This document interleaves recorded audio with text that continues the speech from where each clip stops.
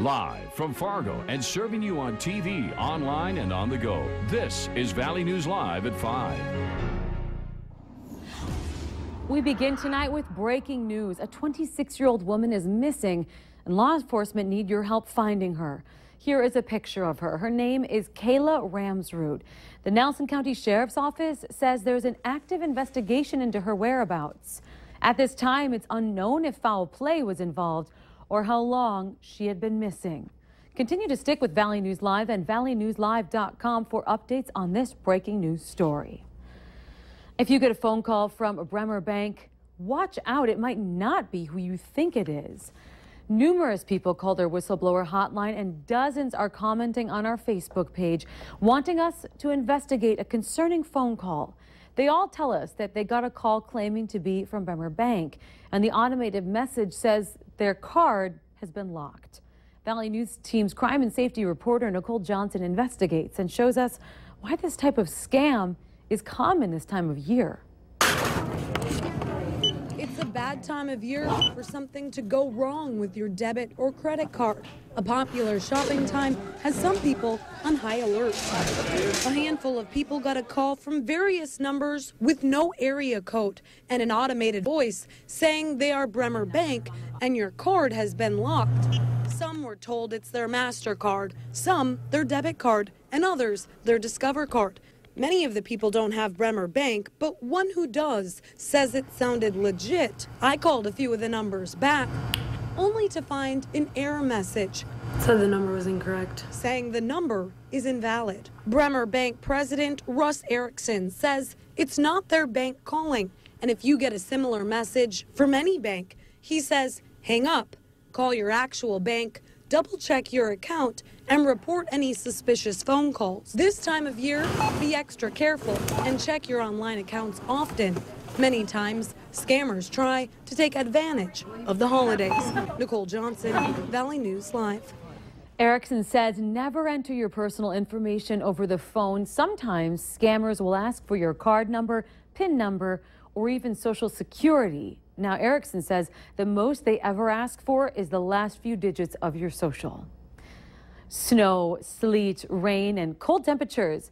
That's what many of us have been seeing today. But one viewer, look at this. This is from Langdon, North Dakota. Thanks, Emily. She got a good snap of what it looked like out there today. Pretty beautiful.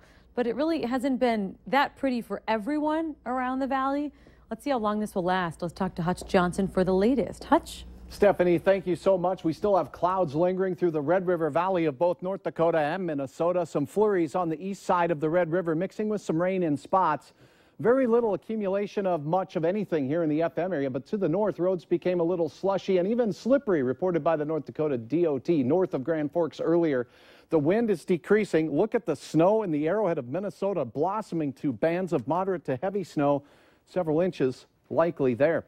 Temperatures steady in the 30s. It's going to remain breezy as we enjoy just another very gorgeous sunset in the western sky. That's the edge of that cloud deck we were talking about. And once it's out of here, the better weather can move back in. I'll have details on a nice warm up ahead of us after we have some pretty chilly morning lows to talk about too. But I can tell you what, a real quick rebound for you folks with snow on the ground is underway already. Going back and forth. It's kind of a little bit of everything for everyone. It is. That's exactly this time of the year in the Northern Plains. Yeah. All right. Thank you, Hutch. You bet.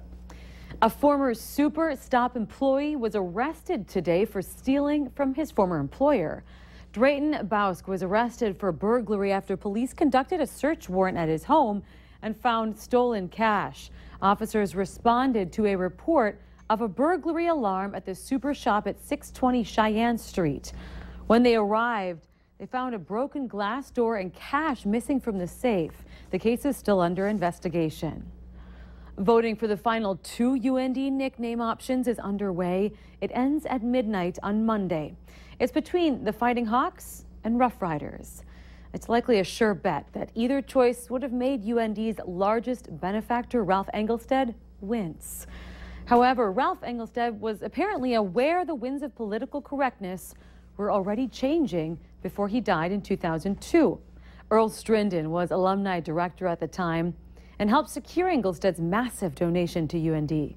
He revealed today that during a meeting in the late 90s with then UND President Capchella and Inglested that Inglested suggested the Fighting Sioux nickname and logo be kept for 5 years and then changed. Strinden says the idea was rejected and never talked publicly about it. Time to accept the nickname choice and move on? Well, yes, we must move on. Oh, my goodness. I don't know how we can even measure the benefits of his generous gift. The final results of the nickname vote between Fighting Hawks and Rough Riders are expected next Tuesday or Wednesday. Fargo's off to a very good start saving energy, and that may be a good start and may well translate into $5 million. Fargo is competing with 50 other cities, developing innovative ways to cut energy use and costs, with an eye on the Georgetown University Energy Prize. And despite the innovations involving the use of biodiesel and methane gas capture for the city, there's still a long way to go. If you look at the energy use in state of North Dakota and city of Fargo included, we're one of the highest energy users in the country. We're cold, you know, we have long winters, we have very low energy prices, so there's a lot of waste. We have older housing stock, so there's a lot of things we can do. This competition runs through the end of next year. Shooting Star Casino is breaking ground today, kicking off construction of the new casino near Bagley, Minnesota. The groundbreaking happened this morning at the site of the new casino, which is off Highway 27. It's expected to be finished in the spring of 2016. Staff say they're hoping the casino will bring more people to the city of Bagley and spur economic growth.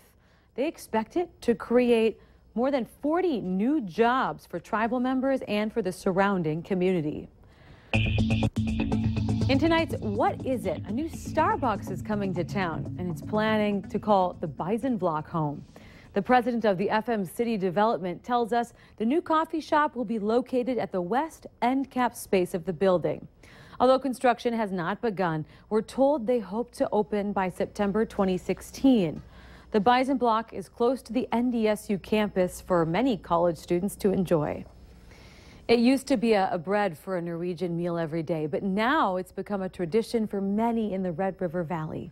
Lefse can be a hard thing to make, but a group of the Sons of Norway people use it and they enjoy this task. Experts say they always make the dough the night before. Why? Well, they say it's easier to work with when it's cold. Also, while rolling out the mix, using more flour will actually dry out the lefse. Sons of Norway also, they teach classes on lefse making, teaching people the tradition. During our class last night, everybody's a little cautious, but you have to keep practicing.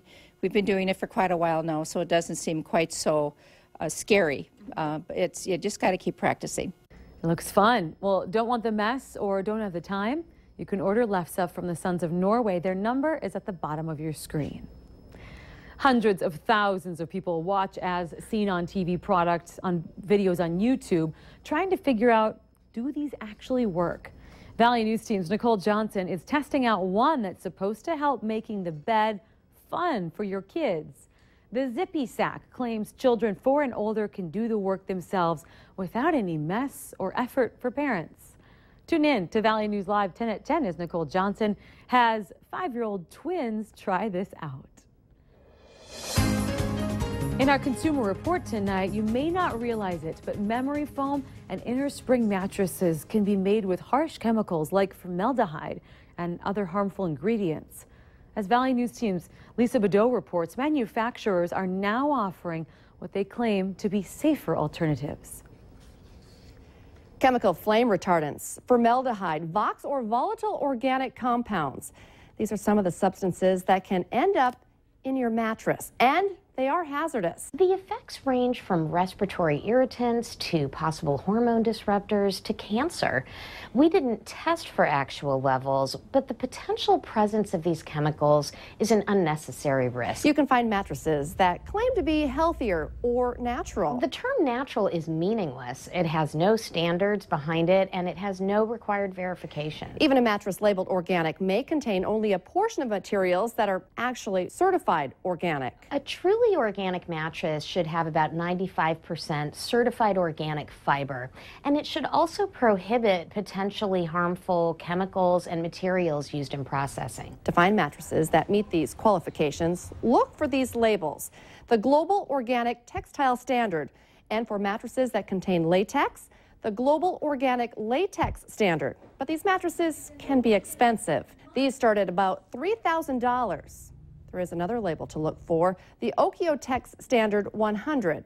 It doesn't ensure that the fiber is produced organically, but it does set limits for harmful chemical emissions and requires testing of the final product. It also bans the use of certain chemical flame retardants and allergenic dyes. With any mattress, Consumer Reports says be sure to air it out for at least 48 hours before using it to reduce your exposure to harmful chemicals. Lisa Bedeau, Valley News Live. Thanks, Lisa. Consumer Reports says that you may want to consider a Casper mattress. It follows the OEKO-TEX standard label requirements and uses a safe fire retardant. It also earned high ratings for support, comfort, and durability in Consumer Reports mattress tests. The Casper Queen, it cost $850.